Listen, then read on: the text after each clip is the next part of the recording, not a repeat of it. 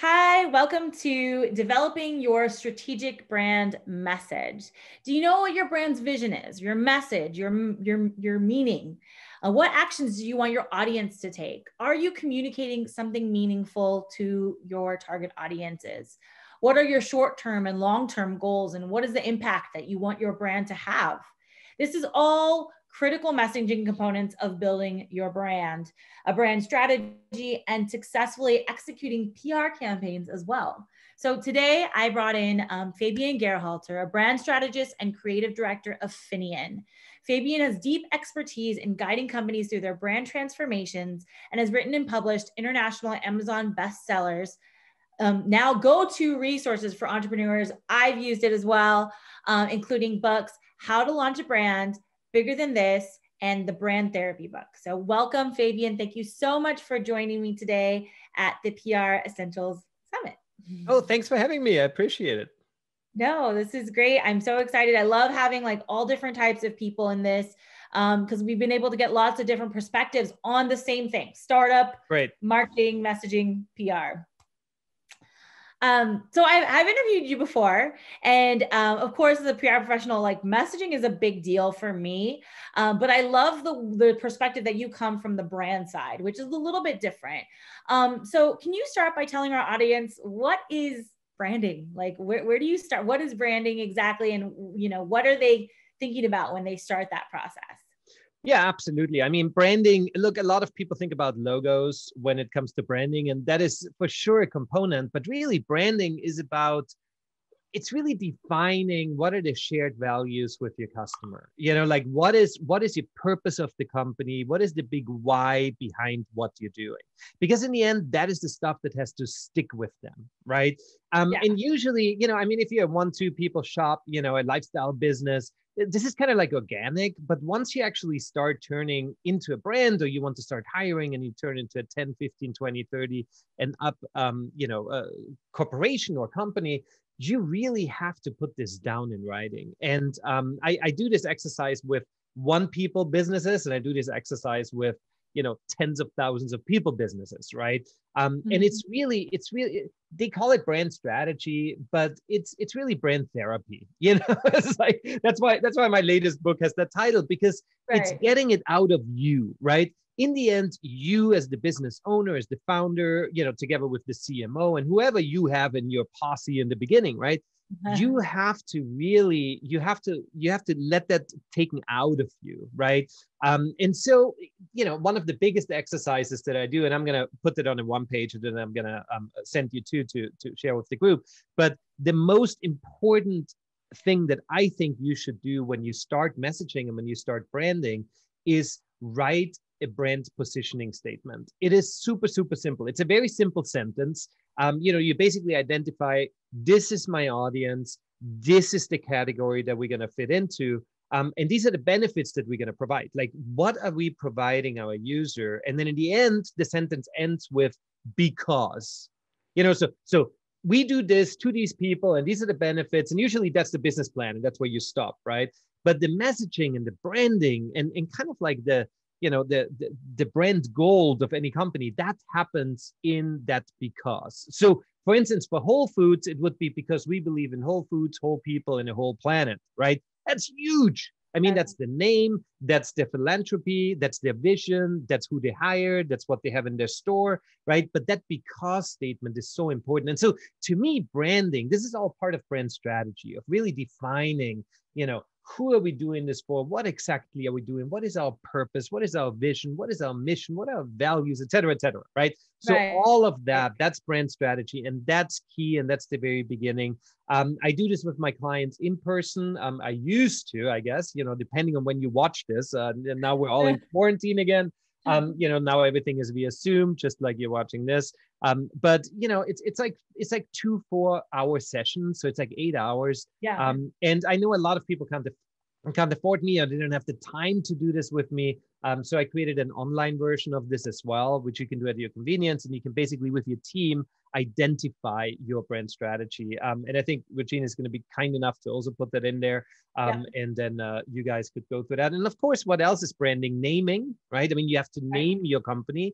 That is close to messaging, and that's super important. And people can screw it up tremendously, right? I mean, you can name your company in a way where it just goes into kind of like a one way, where after 1 year you pivot and suddenly the name is so descriptive of something you're not doing anymore, right? And then what do, right? It's huge. I mean, it's extremely expensive. So naming is very important. And if you don't name anything by the product or by the activity that you have, it needs to be emotional. And when it's emotional, then you need to once again go back to the brand strategy, right? And then of course it's the logo and the overall brand identity. How does your brand look?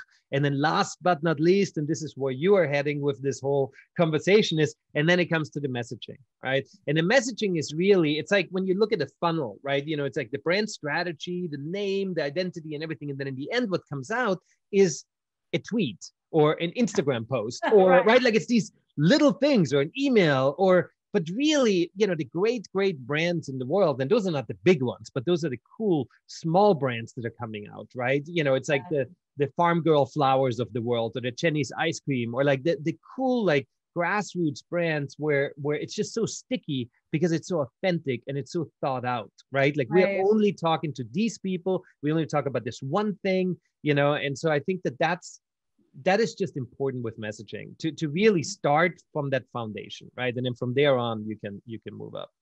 Yeah. And I think maybe some people like underestimate how important it is. Like you said, like the wrong name can not evoke any of the feelings. We see all these really cool names of all these different things. I mean, just take Zoom, for example.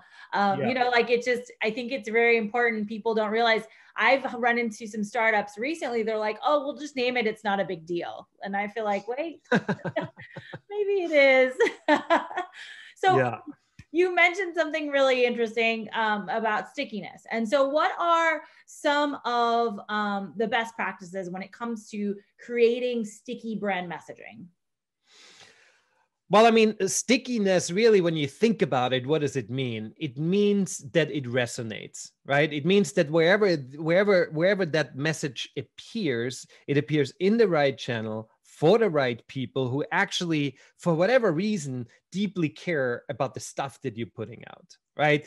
And so when you think about traditional advertising and most of the chunk you see on TV and on Netflix in between what you actually want to see, it doesn't work anymore, right? Because it's just top down. It like tells you to buy something. But that's the beauty of social media, where suddenly it doesn't do that. Well, it still does that, right? But now everything is kind of moving again into that direction. But how does it do it? In a totally different way, right? In a way where it is authentic, where it is about, hey, we understand you, we're in this together. And I think with COVID-19, a lot of really interesting things have happened. Some of them are also pretty positive, especially in the marketing and messaging world, right? There's a lot of companies that they just had to become real. They had to become authentic because they were forced to become authentic, right? Mm-hmm. You see it in the hospitality industry, right? A lot of the restaurants, a lot of the small mom and pop shops, they would have never talked about them needing money. They would have never talked about what's really going on behind closed doors.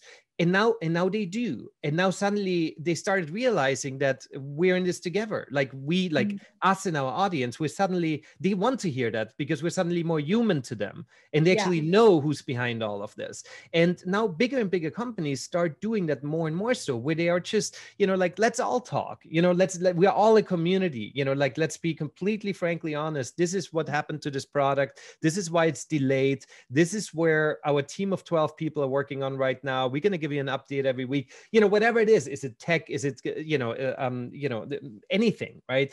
People, that transparency sticks, right? And we see that with the big startup companies from the last couple of years, where with them, it all boils down to, we're different because we stand for one thing and we share that, and we're 100% behind this, right? So that idea of shared values keeps bubbling up as well. Transparency, shared values, purpose. And it's these big buzzwords, right? And people are like, yeah, what am I going to do with this?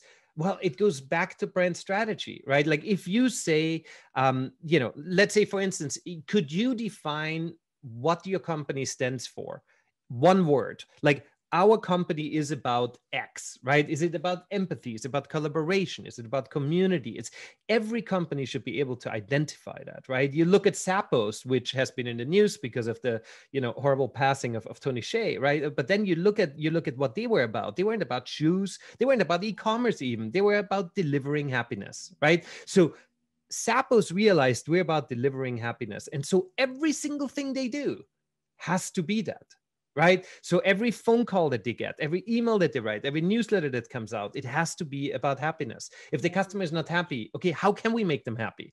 What else is going on in the industry that we need to, just scratch out? And it seems like it's difficult to do, but it really isn't. It's something that, if you're really authentically living your brand purpose and your brand DNA, your brand focus, whatever you want to call it, and the whole team is on board.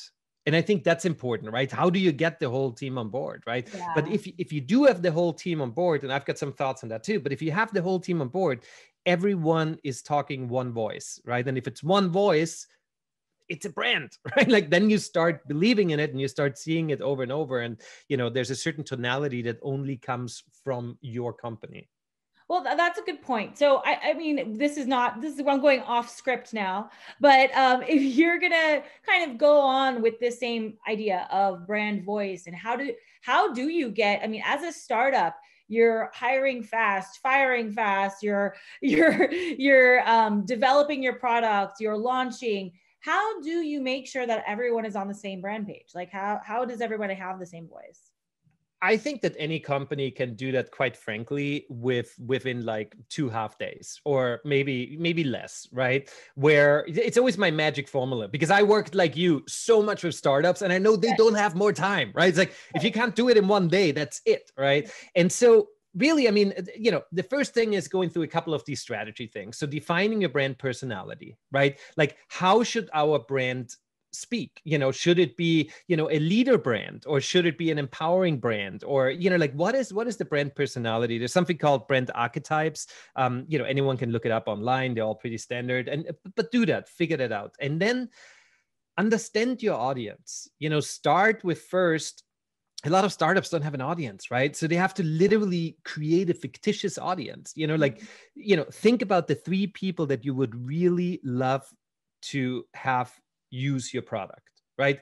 Who are they? Most of the time, they're real people that you actually know. You're like, well, she would really love it and he would really love it. And then, right. I'm working with doctors and I know that these are the doctors that are in this place in their career. Where do they live? What do they wear? What brands do they surround themselves with? What is their life, right? Like literally envision yourself. I mean, you can be as silly as and create cardboard figures, like that are like life size of like, here they are. It's about them. It's not about me, right? And I think that's so important to get yourself out of your thinking, right? Product. And you have to get out and say, no, it's about these 3 people. Would that resonate with them? Whatever we put out there. So that's important. And then, define your tone. How do you want to talk to them? For instance, you might want to be fun, and weird, right? Like you're the fun, weird brand, which is pretty much every startup, right? But then what I advise people to do, don't just say fun. And actually, this is something that I got from MailChimp a long time ago. They had that in their style manual, and it's pretty cool. So they basically say, yeah, we're fun and weird, but what are we not? So you always say, we're fun, but we're not childish. Right? Or we're weird, but we're not inappropriate. And so the cool thing about that is if you have an intern or, like a junior starting with your company, they have no idea what your brand is about. You just get them started. If you tell them, hey, we're fun and weird, they might do very inappropriate, childish things, right? But if you say we're fun, but not childish, or we're weird, but not inappropriate, it gives people such good guideposts of like, this is kind of like where we need to fit in. So I think that that's super important. And then, you can do do's and don'ts, right? Like what are some of the do's that the brand should do? Like as far as like reposting memes or like, what are some of the do's and what are some of the don'ts? And then last but not least, this is something that I love doing is, you've got word friends and word enemies, right? So what are some words that you would never want the brand to use? Often those are like cliche words in the industry, or, we all have words that we hate, and brands have it too, like serendipity or like whatever. Like people love to hate certain words. And as a brand, next yeah, generation. oh, totally. Next gen 365, right? Like whatever it is, right? It's like, there's something about, well, 360, I guess 365 is different, but that idea of like, what are some words that you hate and what are some words that you really love? Like if it's about community, if it's about, building, something bigger, what are some of the words? And then you have all of these do's and don'ts and this and that. And then the magic starts where I just say, okay, take the 4 biggest content creators in the company, which with a startup is easy. It's like 2 or 3 people that ever put out content, right? Get in a room, have a whiteboard, and start taking all of these things of the do's and don'ts and this and that, and then think about what are the 4 most crucial pieces of content that your company will deliver. May it be white paper, may it be a blog post, may it be Instagram, may it be Twitter, may it be whatever, right? Like a PowerPoint. And sit down and start writing the first paragraphs of each one of those pieces of content as a group. And think about, okay, so now that we know this is our messaging, how do these pieces of content differ, right? Like a PowerPoint might have a slightly different tonality from a tweet, I hope, than from an Instagram post, right? So, and then in the end of that day, if you spend 4 hours as a group, kind of like figuring out how do we create these messages and how are they so well rounded that they still feel like they're all perfectly part of the brand, because they all point up to all these things we learned, like the brand DNA and like all of these things, then it's pretty easy for everyone to sing the same song, right? But I think it's a, like so many things, team exercises are so great, right? Because everyone really leaves with the same idea. Otherwise, it's so hard when you have the social media agency doing one thing, and then like there's the intern doing one thing, and then the CEO writes the tweets, and then in the end, it's just like, oh my God, what is going on? Well, and often we have to explain like, hey, PR, especially like when it comes to brand voice, social media, PR, marketing, like those all go together. And a lot of people think, oh, well, we have a separate team for that. We have a separate, that's fine, but they all need to come together in the message. So, I mean, I think that's an important lesson to tell people is like, make sure, and it goes back to what you said about creating your, like your mission or your one statement, like make sure everything that you're doing goes back to that one statement. Yeah. That's really and I mean, if you're every time you write a tweet or every time you write an Instagram or every time you write a piece of content, you just really have to ask yourself, is that just great content? Is it just cool content? Do I just like this out of a spur of a moment? Or is this actually truly us? Does it go back? Would our audience appreciate it? Or am I just personally appreciating it? Right. And I think that, I mean, that's important. Well, actually, that's one of the kind of questions I have. So that's the next question is, how do you know you've created the right message for you and the audience? Because sometimes, startups, they have their own passion and intensity and excitement. And so they get lost in their own message. How do you know if it's right for both you and the audience? And is there a balance between that? Or do you really have to listen to your target audience? Because at the end of the day, you want them to buy whatever you're selling. Yeah, I think it really depends on the type of brand you are. There are a lot of brands where the person running it, the founder, has such a charisma that everyone basically just sticks to them, right? So they can say literally anything. And people love them for who they are and what they stand for, and their product represents them more so than vice versa, right? And I'm not going to talk about them because they can literally do whatever they want, right? Because people are just going to love them, right? And so that's different. But usually, I mean, you will very quickly know if what you put out there resonates with them. I mean, thanks to social media, right? It's like before we were all wondering, right? It's like you send out a brochure or you do this, right? And it seems so old, like that idea that happened. But that happened just like, 10 years ago, 5 years ago. You were still doing certain things where you just had no idea of ROI. With social media, two things happen, right? On the one hand, You can test messages super easily, right? I mean, and emails, right? Which one sticks, which headline sticks. Well, not only do we now send out the one where the headline sticks, but we also learned, why did they like it more? Oh, this was more direct. Cool. From now on, let's be more direct, right? It's like simple steps like that. Putting out Instagram messages, which posts do people interact with? And then, do they interact with it because of our messaging, or is it something else, right? Like, is it because we actually have something to say about our company? Does it relate back to the company? Does our messaging in the end actually sell product? Right. Yeah. I mean, that's a huge. I mean, in the end, that's what it all comes down to, Yeah. right? But it's so much easier these days to really gauge that, because I mean, when you do a rebranding, when you do a remessaging, what is the before after? Like, how did things sell? Another amazing point that I did not have, this is off script again, but I have been working with a lot of companies who are rebranding or pivoting or trying to figure out a new message because of what's happening with the pandemic. Now, I don't know how long this is going to last, but any situation where you have to pivot or you feel like you have to rebrand, when is that signal? What is the signal that says, hey, I should probably rebrand, or I need to pivot? What should people be looking for before they do something like that? Well, I mean, usually it's a pretty clear sign, right? Usually something happens within the company that makes them rebrand, right? Either they lose market share and they're super scared because there are a couple of new kids on the block and they're all, cooler, shinier, smarter than them, right? But they know that they have the right product, so they don't want to pivot the actual product, but they need to really lean into the zeitgeist and lean into the brand and the messaging and kind of like redefine what they're about. That's one sure shot, right? The other ones are more like mergers, acquisitions, expansion, if you expand from national to international.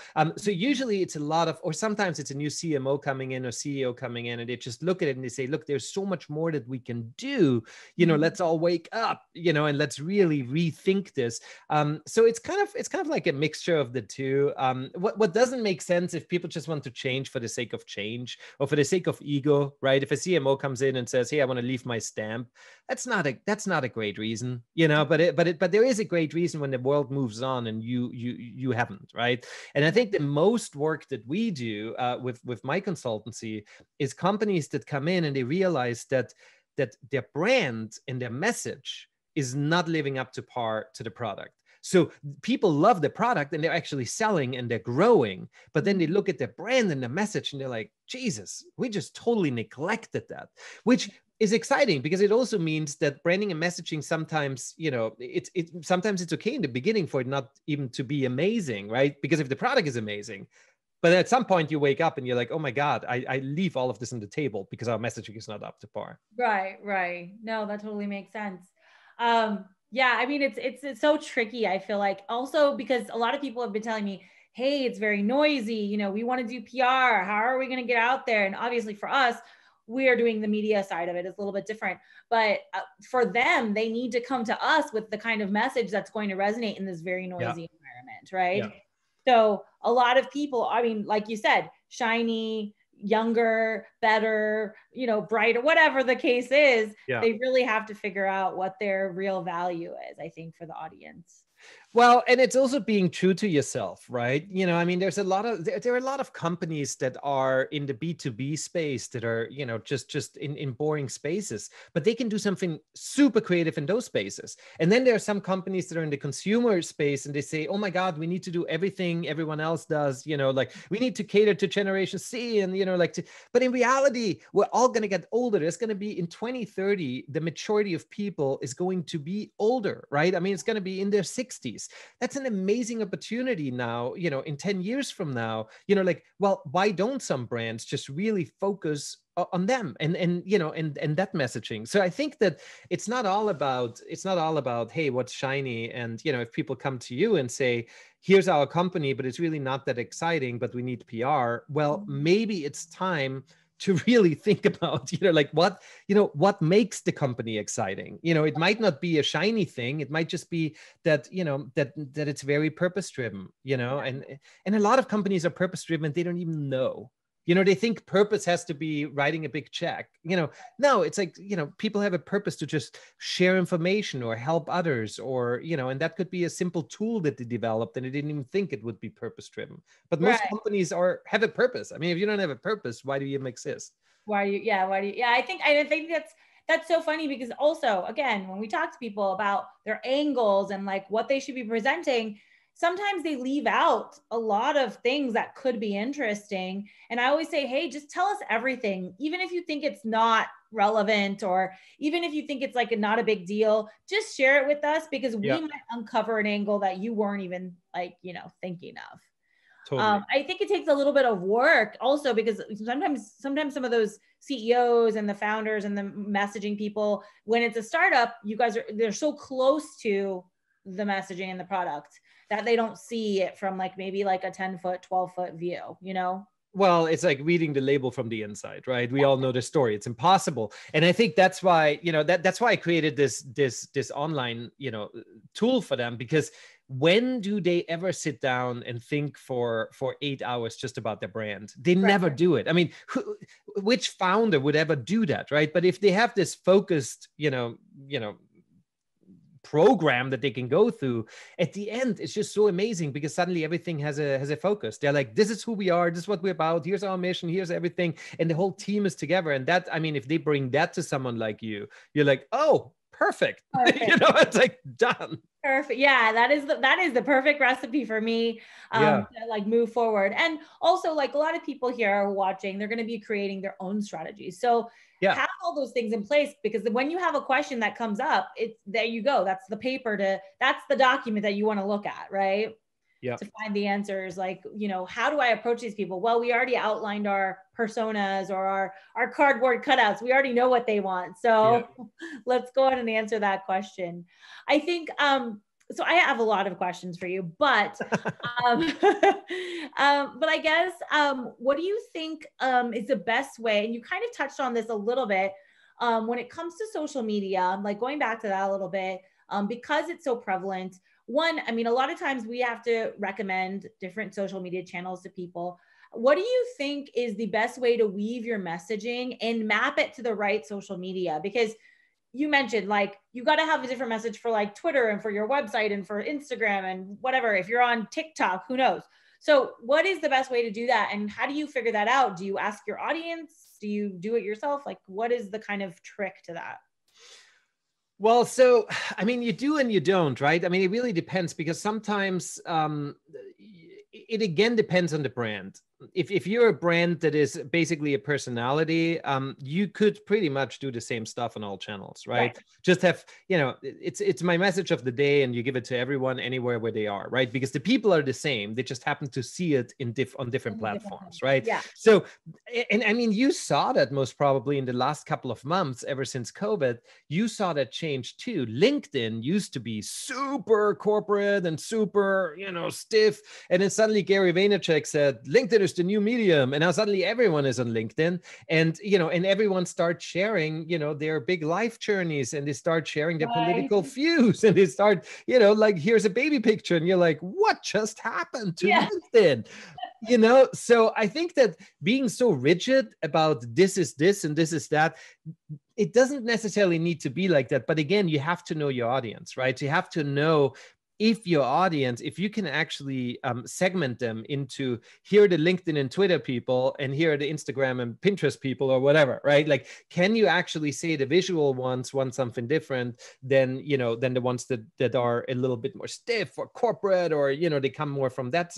You, again, if you know your audience and you follow your audience, and I think I learned that from some amazing entrepreneurs. Be a stalker. In the beginning, literally be a stalker. You know, who out of those first 100 people that follow your brand, who are the ones that are actually interacting with your brand? Follow them. I mean, look at them and spend, you know, half an hour per person. Okay, here's that person, here he or she is on Facebook, here on LinkedIn. What do they say? Who do they follow? You know, who are they? Who are these people? And it's going to be absolutely amazing, because basically audiences create themselves for you. And then you can say, well, since our content works so well with that person on Instagram, you know, is he or she even following us on Facebook or somewhere else? Should we even get rid of some channels, right? You don't need to be everywhere. It's like, if you don't have great content for everywhere, maybe just be on 1 or 2 channels and be awesome there, right? There's enough of the new startups that are only on Instagram. They don't even exist anywhere else. Right. They don't have a single tweet. Yeah, no, absolutely. You know? Yeah.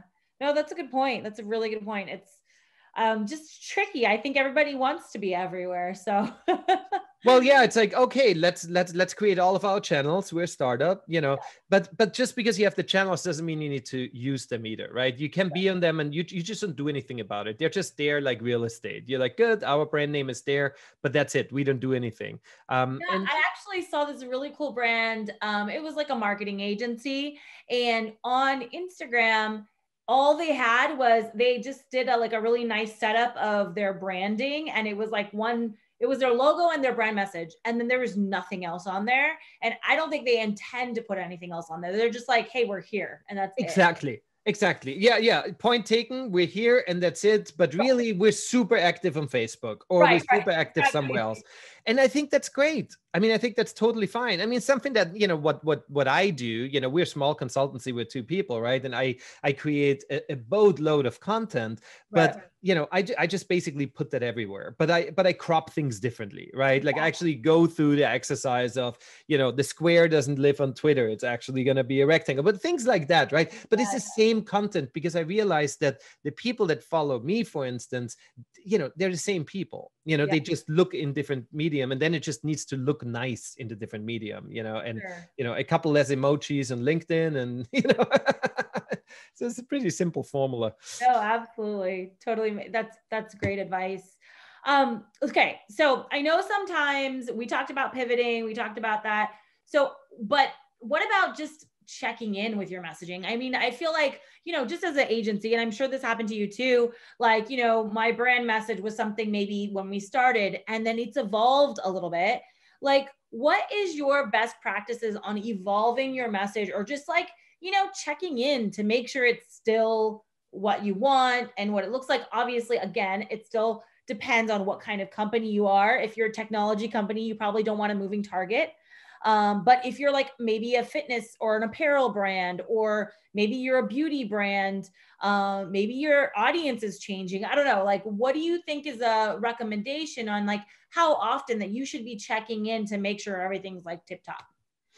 Well, I mean, I think it goes back to your books, right? I mean, you see it in your books. Is the needle going upwards, or is something wrong, right?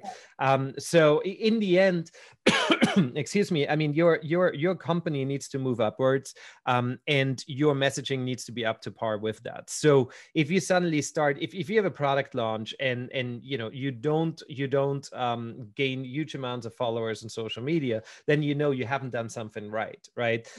Or if your product launch and you don't sell much of it, maybe you portrayed the product in the wrong way, right? Or maybe there's an audience problem. In the end, it comes down to all of these things. But I would do a gut check every year. Just like, I mean, look, we record this. Yeah, we record this in December, right? And it's like, and then it's going to be January and everyone's like, new year, new you. And we're all like 2020. Yes, of course. New everything, please, reset. But it's always good. Like, at the beginning of January, companies start planning out the year. They start planning out their revenue goals. And that's also the time where it's like, let's really look at our marketing. Let's look at our messaging. Is this up to par? Have we changed throughout the year and we just didn't adjust the messaging? It's a good time to do that. So either there's a problem and messaging has to do with it and it needs to be fixed, and otherwise it's maintenance. It's like you go to a dentist, right? You go to the dentist for maintenance, for cleanup, or you go when something hurts, right? So those are really the two issues. And that's a great analogy. and I mean, the way that we do it is we basically change our messaging every couple of years when we do slight little pivots, right? When suddenly I'm like, okay, we're moving it a little bit more into brand transformations rather than, brand creations. And then we kind of like do a redo of everything, right? Like a rewrite and a new line. And that's usually a couple of years. And then everything changes, right? The messaging changes and everything. Yeah, no, that totally makes sense. I think it's just nice to be able to kind of checks and balances, right? Making sure that everybody's on the same page. And like you said, there's sometimes very slight pivots that you don't even notice, or like, you have like, I just rebranded a company a couple of months ago, and we had to change the logo everywhere, and we had to change, they had their tagline, and they'd still do the same exact thing. It was just like a refresh. Like, I think people just felt like it was stale for some reason. Well, the problem with a brand refresh is that it even sounds like it's not going anywhere deep, right? If it's a refresh, it's kind of like, great, I put on a little bit of makeup, but I'm not a new person. And that's it. It's kind of like painting the pig, right? Is what they say in advertising. You can only paint the pig, but it's not going to sell, more, right? And so I think it has to go a little bit deeper. So even if you do a brand refresh, it still needs to go back to, okay, how did our positioning, evolve? How did our purpose evolve? Mm-hmm. And now let's look at the visual part and the tagline. But it's still, it needs to come from within, because otherwise, just a redesign, it's also confusing, right? Because people suddenly see, oh, the company is all new. And nothing changed. And they're like, well, wait a minute, like, it's really confusing. It should be hand in hand with a deeper positioning or new product, or something needs to happen along that line where people are like, wow, this is really cool. This is really different. Right. No, that's a very good point. I should have talked to you a couple months ago. But okay. So I think this has been really amazing. Like, I think it's a really good starting point. Where do you suggest, how do you suggest brands kind of just like get their feet warm? How do you suggest they kind of get going when they're ready to, I guess first, when are they ready to figure out what their message is? And then how do they just kind of start the steps of that? Well, it's a fine line between brand and marketing, right? And we're kind of like on the very front of that. And then, like once the clients, we let them fly, right? And we kind of like set them on their own ways.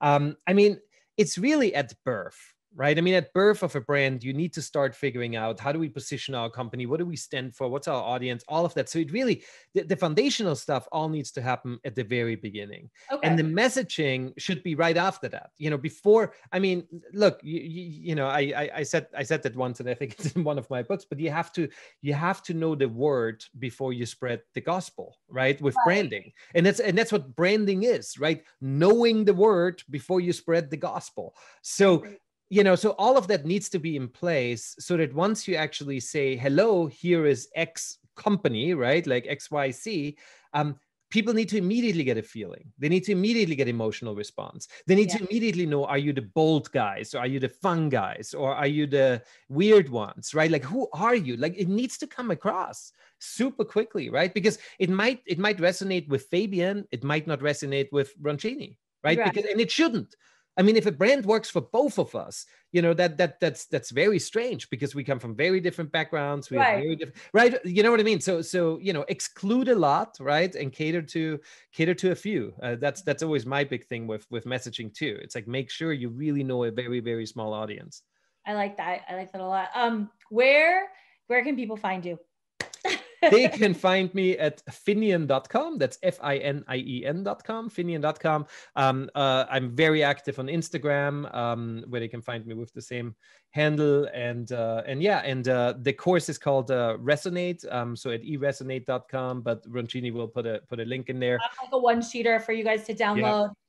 So you'll be able to access it and find Fabian. But thank you so much for joining me today. I think this is very useful for any brands that are getting started. It's very important. All the branding and messaging is as important as Fabian has said. So if you guys need any help, he's here.